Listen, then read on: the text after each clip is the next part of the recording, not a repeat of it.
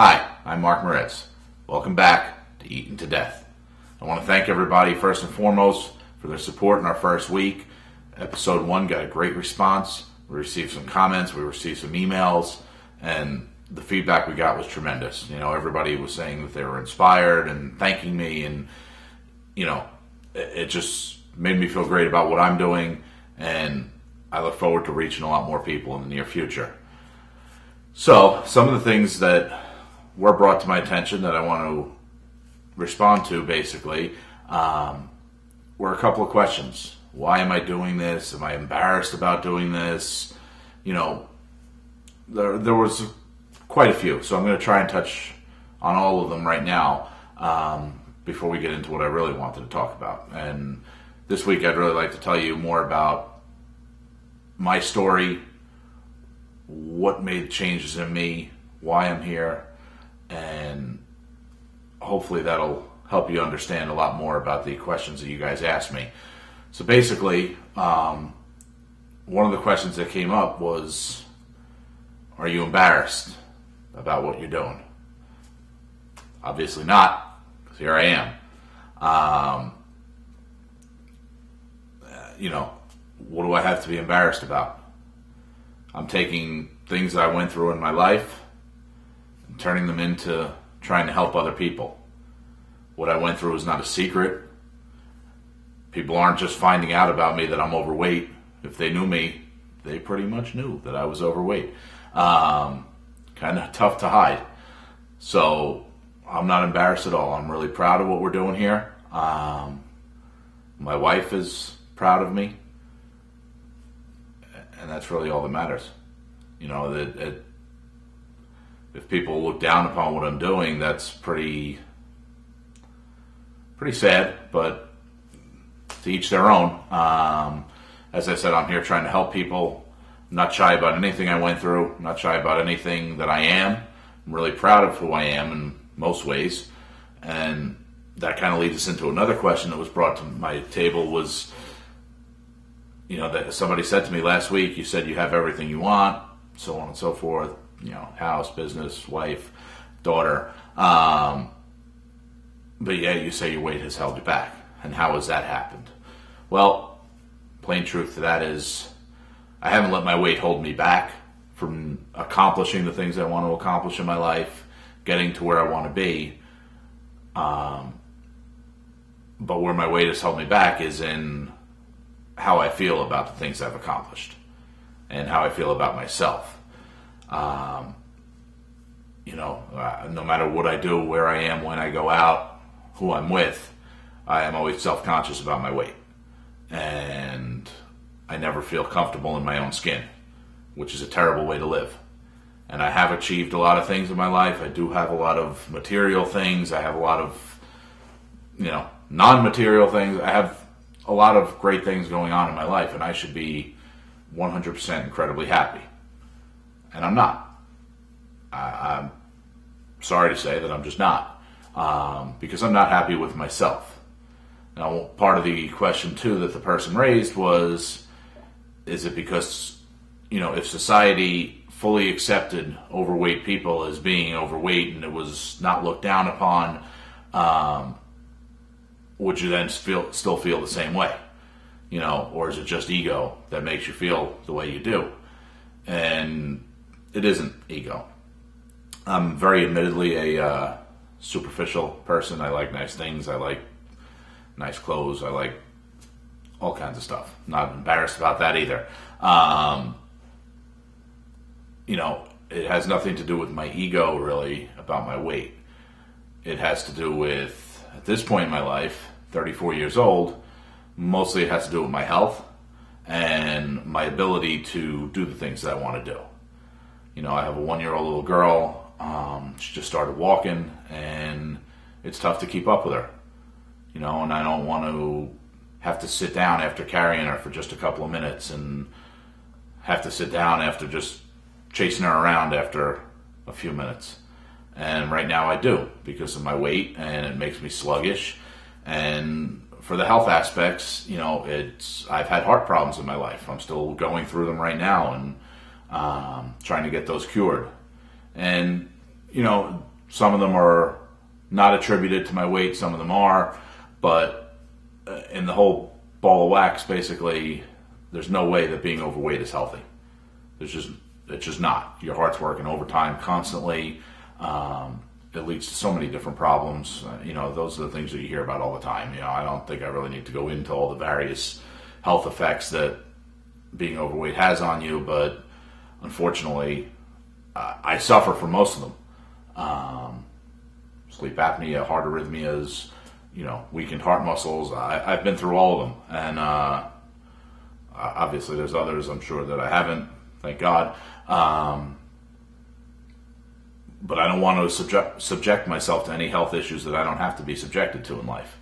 There's too many things we can't control, so why put yourself out there with the things you can control? And, so that's a big part of it, And as far as society and the way they look at it, I try to be a person that doesn't let other people's opinions affect me too much. Pretty much do what I want to do in my life and do it my way. But it's inevitable. You can tell your kids that don't worry about what other people think and don't listen to other people, and they're overweight and they go to school, and when 60%, 70% of kids are picking on them constantly because of their weight, it's going to get to them eventually. I tried to keep a thick shell my whole life about it, and when I was in school, in high school, I used sarcasm as my biggest method of defense. I would pick on myself and make stupid jokes about myself and my own weight because it felt better coming from me than allowing other people to do it. And that was my defense mechanism.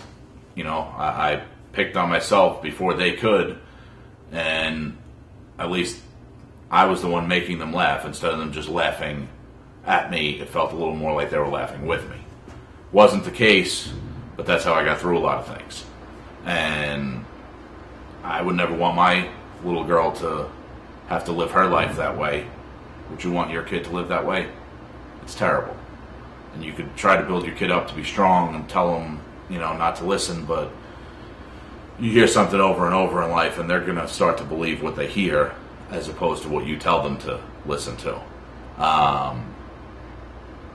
So the best cure for dealing with being overweight isn't to not care what society says, but it's don't let yourself be overweight. Because truthfully, it's going to lead to more problems anyway. And when you think about it, I like to obviously use movie quotes and references and things like that. When you look at television, you can leave school pretty much any time of the day, go home, there's after school specials on, you can watch TV later on at night. There's always, and at some point in time throughout the day, you can always find some channel, some show, some movie that's dealing with addiction. Whether it be drug addiction, alcohol addiction, whatever it is. There's tons and tons of movies out there.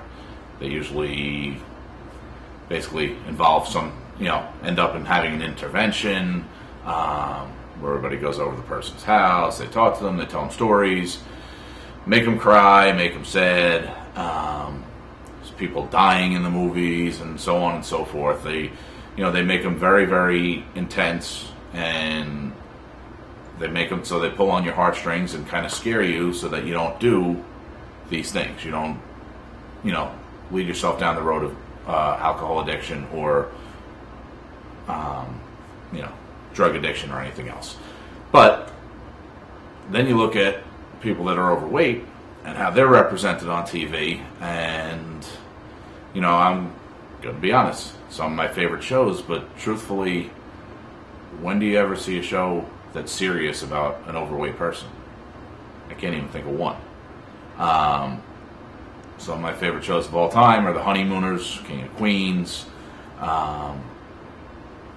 And you look at those shows, and the stars of those shows were overweight, and the butt of most of the jokes on the shows circled around that person's weight and making fun of that person for being overweight.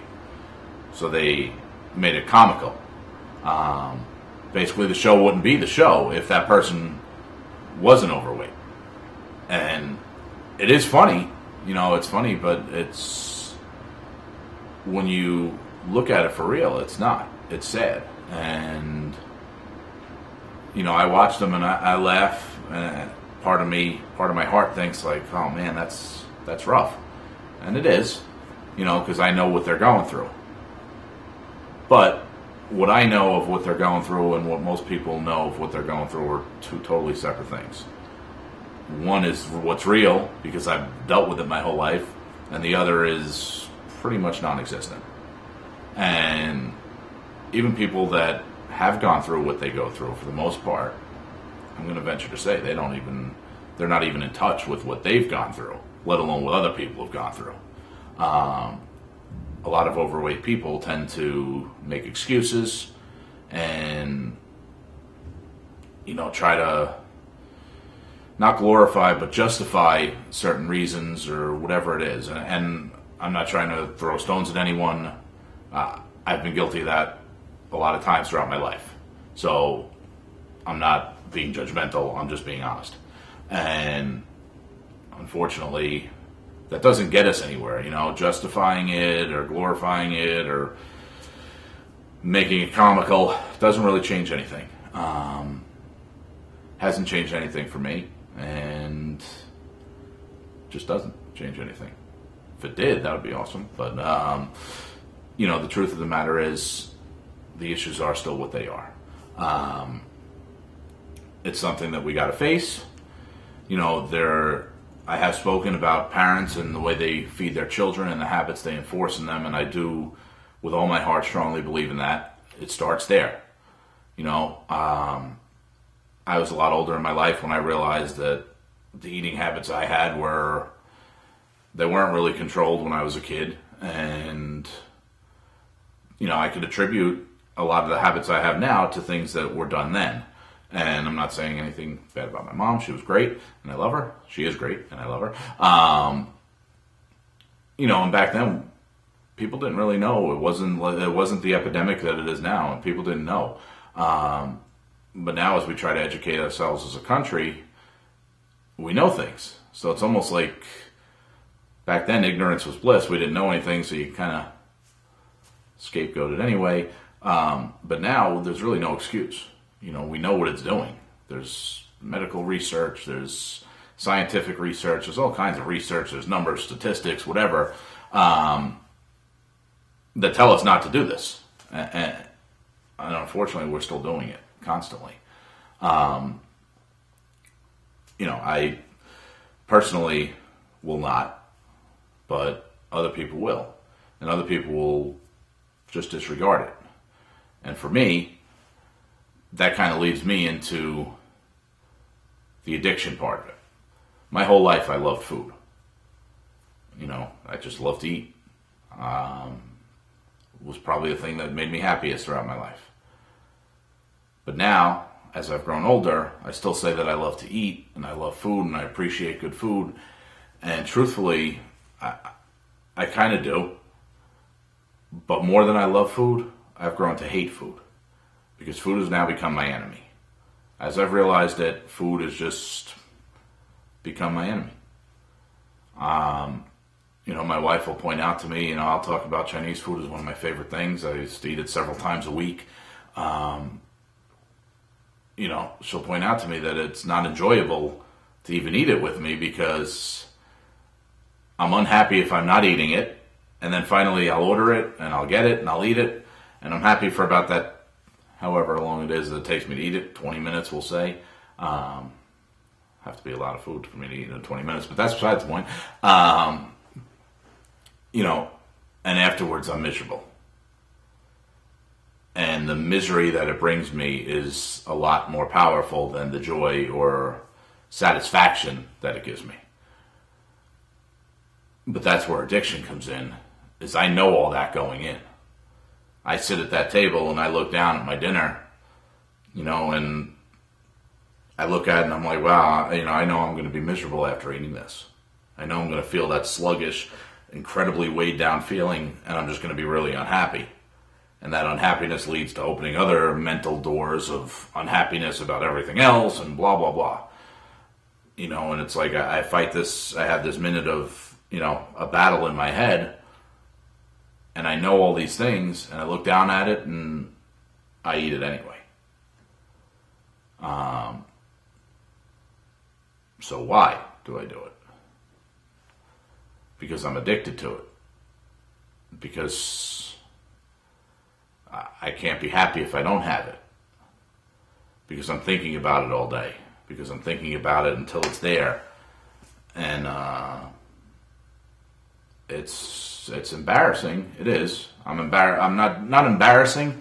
It's disappointing. I get disappointed in myself because of it. But that's what an addiction is.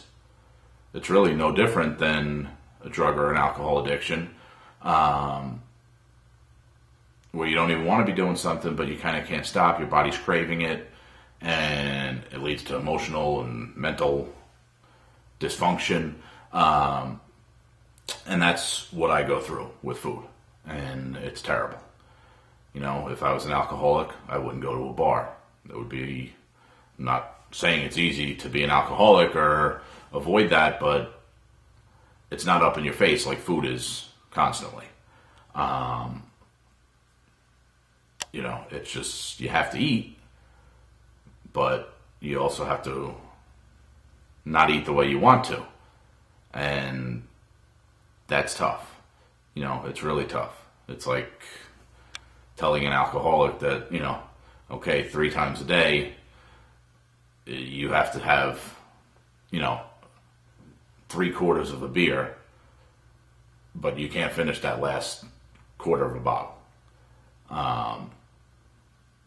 It's going to kind of be torturous for them, and that's what food addiction is for me.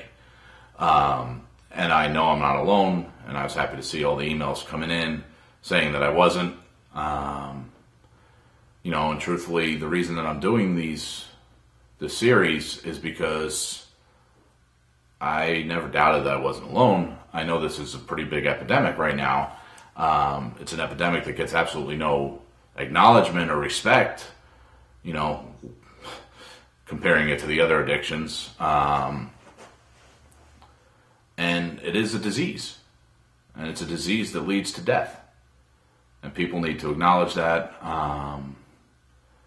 And the truth is, being overweight or obese or fat, however you want to word it, you could sugarcoat it, you could use the harsh words, it doesn't matter. It's all the same thing. It tends to force people to be shy. And for a while in my life, it did that to me.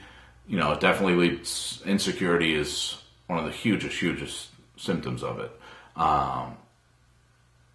And that's why most people that are overweight will be shy. They will keep to themselves. And I allowed that to do that to, I allowed my problems to do that to me for a long time. And then, to answer part of the question that the person asked earlier, about society and their view and is it ego, a real quick story about myself was when I was 24 years old was when I hit the pivotal point in my life. And it was a random night. I know exactly where I was. I was at Anthony's restaurant in Hoboken, which is no longer there, with my dad and a whole bunch of friends, uncles, and that's where we used to go on our Saturday nights. So I was 24 years old. I was at the highest weight in my life. I was close to 400 pounds.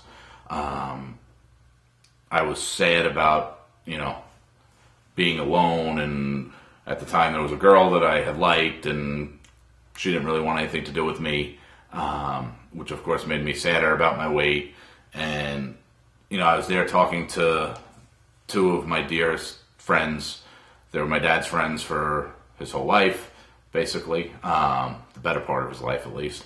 And, through him, they were my friends as well. And unfortunately, now they've both passed, and I never got a chance to tell them. But to me, in my heart, I know what they did for me. In a real random conversation, they basically just talked to me about things. It was nothing really out of the ordinary. Kind of just talking to me as guys that loved me and knew me my whole life and cared about me. And I went home that night and I realized that they really did love me. They were, 20 years older than me, whatever. Probably a little bit more actually, but they loved me a lot for who I was. And they didn't look at me and see a 400-pound guy. They looked at me and saw Mark. And they accepted me completely unconditionally. And I started thinking to myself, well, I'm out with these same 10, 15 people every weekend, and we have such a great time, and they all love me. They love me for my personality, they love me for who I am and what I stand for, the kind of guy I am. And then it dawned on me that, I don't really need to lose weight for anybody. It doesn't really matter. There are people that love me. There are going to be girls that don't, even though I want them to, there's going to be women that don't like me because I'm overweight, and that's the way it is, I can't say I blame them, but truthfully, the important thing was that they really loved me for who I am. And in doing that, and realizing how much they cared about me and loved me for who I am, I then realized that I don't need to lose weight for other people. But man, how awesome would it be if I just did it for myself? And the next day, I started on a journey that over the course of 3 years, I lost 185 pounds. I did it all naturally. I, took some stackers and this and that in the beginning, whatever, trying supplements, but I really didn't believe in them much. But, I just started putting myself on a regimen, going to the gym. I was walking at the time until I lost some weight, and then I started lifting to build muscle. And over time, I did it. It took me a while. It wasn't easy, and I did it. And I remember how that felt, and it was the best feeling in my life.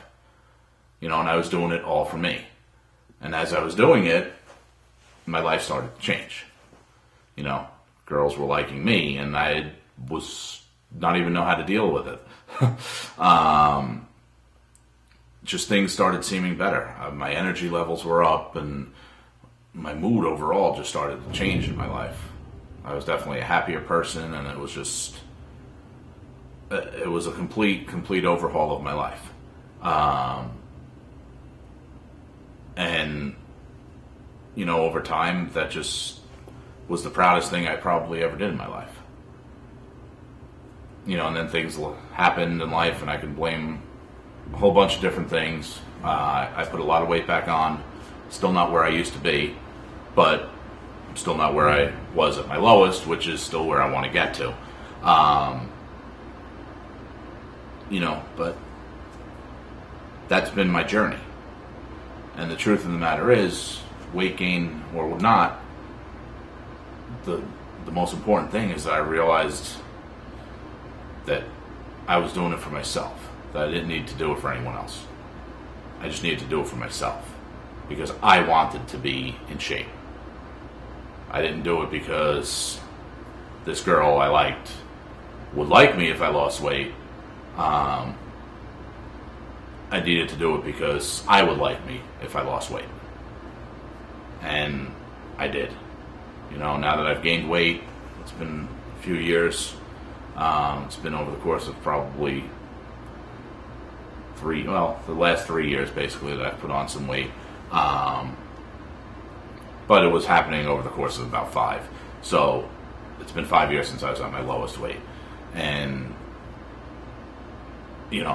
looking back at those times, that period of time when I was at my lowest weight, I look back at the person I was, and I can remember like it was yesterday mentally how happy I was. How happy I was with myself. I walked around with pride, not in the fact that I was skinny, but in the fact that I overcame the biggest demon in my life. And unfortunately, I succumbed to the demon over time again and found myself back into a weight problem, which is where I am now. But I never forget that reason that I began to lose it. And Eddie Lanzillo and Dave Broder were the two guys that I spoke to that night in Anthony's that made me feel so much love that they changed my life. And I regret that I never got a chance to tell them because they both passed, unfortunately. And that's my own fault. I had plenty of time, but I just never did. And but that's something that I will take with me forever, and knowing that gives me power. Knowing that gives me the power to know that I'm going to do it again. And knowing that gives me the power to know that I don't need to lose it, for anybody else.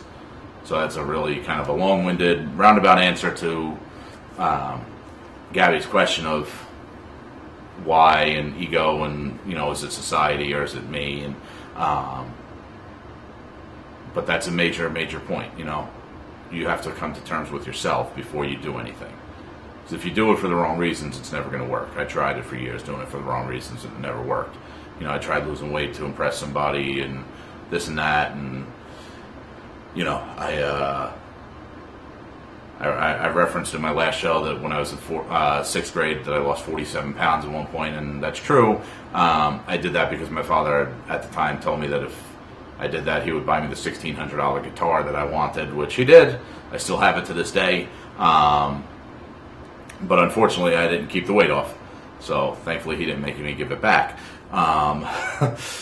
But, I'm not going to go on too much more today. I think the lesson mainly today is that you need to come to terms with yourself. You need to realize who you are and where you want to be. And then achieving it is definitely within reach. So again, I want to really thank everybody for tuning in. Please keep the emails coming, the comments on the wall coming. Please keep spreading the word. Let's get this out there. I'm going to start to be trying to do 2 shows a week starting next week. We'll get a schedule down as time goes on, but if you subscribe to the channel on YouTube, www.youtube.com/thebigmontages, you will receive an email every time a show is released so you don't miss any. Again, you could also email me at any time, eatentodeath@thebigmontage.com, and just try and keep spreading this out there. Post on your Facebook walls, post it wherever you can, send it to your email contacts. I would appreciate it, and I'm sure that out of all the people you reach out to, somebody else is going to appreciate it. Again, I thank you for coming to Eaten to Death, and see you soon.